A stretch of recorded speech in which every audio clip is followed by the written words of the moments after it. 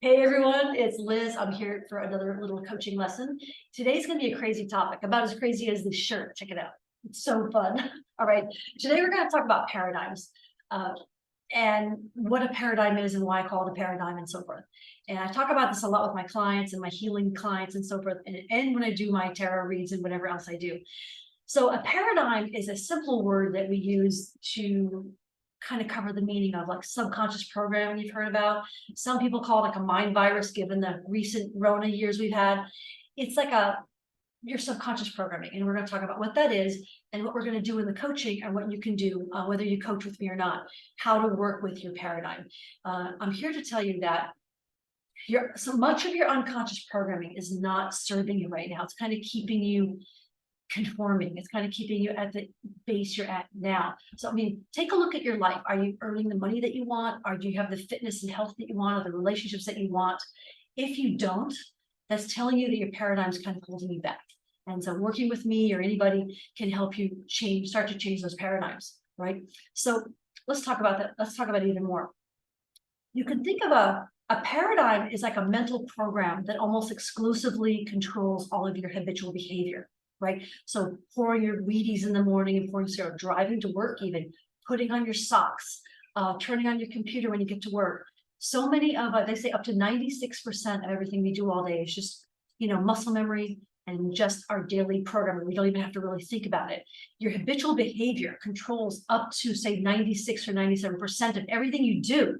So your paradigm's controlling you. Now there's some good paradigms like handling this pen, right? Driving the car and not having to figure out how to shift, relearn to shift every time, or playing a guitar, the notes on a piano. There's some really good paradigms and muscle memory that we want to keep that are really, really beautiful.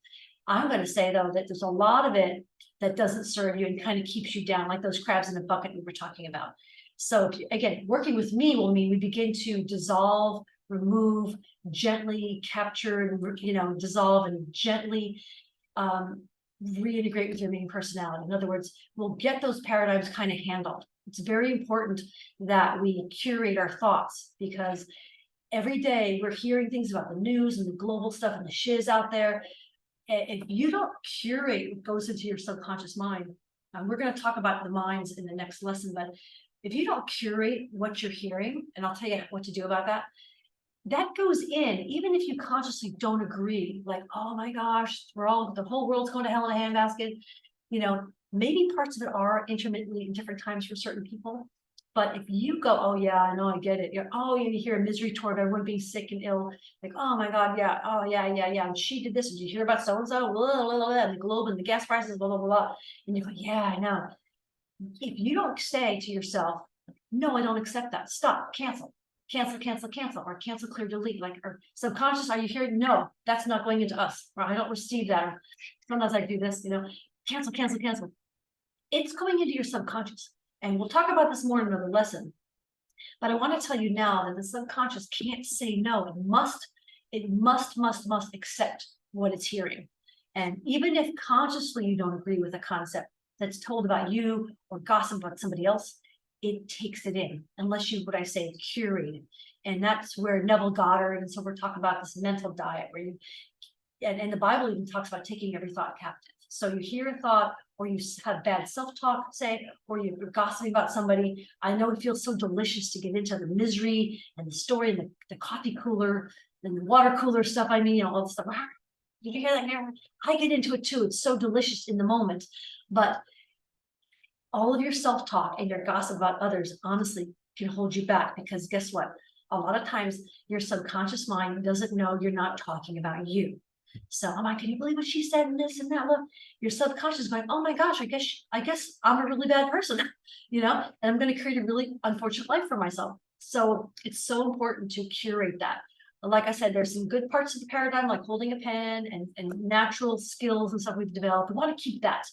But you can tell what your paradigm's telling you by what you think about all day long. In fact, Ralph Waldo Emerson said, you are what you think about all day long. So many authors have said it. The New Thought authors have said it.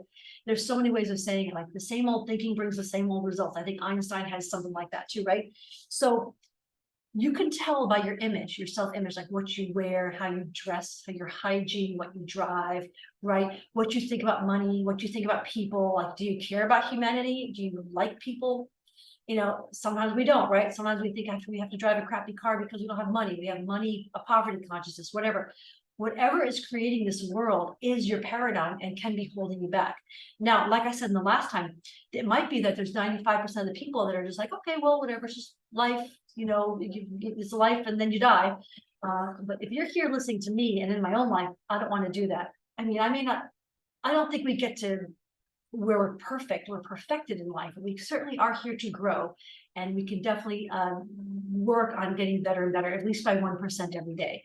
So I'm going to tell you right now, and we'll work on this throughout the course. And if you work with me privately, then you get the sauce on how to actually do this. But I'm going to give you some training in this series, and also give you a little bit of the sauce.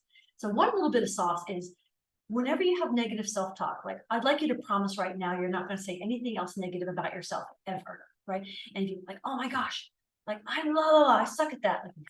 You just go, nope, I don't accept that. Like, oh, like for me, I could look in the mirror and go, oh my gosh, all these wrinkles, look at my wisdom. I say wisdom now, like, look at all these wrinkles, I'm getting old.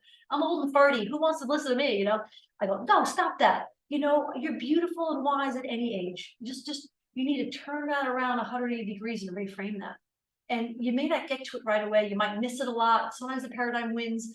But as you're able, and as you keep practicing and attending it, you can always begin to reframe what you're saying about yourself. That's the first step. And then, oh, it's so hard. I've recently had a lot of challenges around people in my life that I just really love to crap about. But it's been really important for me to change my perception of people. And so here's something else you can do. And I'll also tell you, I forget who else said this right now, maybe Emerson too, but I forget right now, all these authors and all these great quotes. But if you change your perception of someone or something out in the world, it begins to appear differently too in your life. I swear to you, like if you're having a fight with a child's not talking to you, I'm going to tell you what to do about that, right? Or if something's going on, I can tell you how to start to rework that. So Neville Goddard, in his little work, Mental Diets, talks about how you can actually, I say, send hearts and, let's say you're mad at someone. When you find yourself going, I can't believe you did the thing. You go, look, cancel. I do that with a thumb because I like to do that. But a person who was deaf one time taught me this, like, whatever. So I go, cancel. But whatever it is you do, you say, no, I don't accept that. Sometimes I say, paradigm, shut the hell up. So, but I say, no, stop that. Stop saying that bad thing about him. And then I go, okay. And I imagine in my mind's eye that I'm putting my hand on the person's shoulder. And I say to them in my mind's eye, in my visualization, like, I'm so glad you're doing so well and you're so happy. I'm so happy for you. And then, I might do it. I think recently I had to do it 50 times an hour or something like that about this one person who was bugging me. And then it became 10 times an hour. And now it's like a couple times a day. I'm like, So we're always working this. You can do this kind of thing with negative self-talk. Like, I'm getting old. I'm so cute. Oh my gosh, I'm so cute. I'm doing so well. So you begin to change what you think about all day long, and you change your perception. I mean, you hear this in all different kinds of worlds, but I'm just saying, if you don't curate what goes into your subconscious mind, your paradigm can really, really, really super control you, okay? So, and I will tell you that if you coach with me or with anyone, that you'll find that during the process, like say I offer a 90-day sprint that I do with people, like you'll have a whole new image and we'll dissolve a paradigm and begin to create a whole new paradigm within 90 days. You're going to not even really recognize yourself. You're going to be an infinite you and an ultimate you. You're going to be like a 10 times or 100 times better you.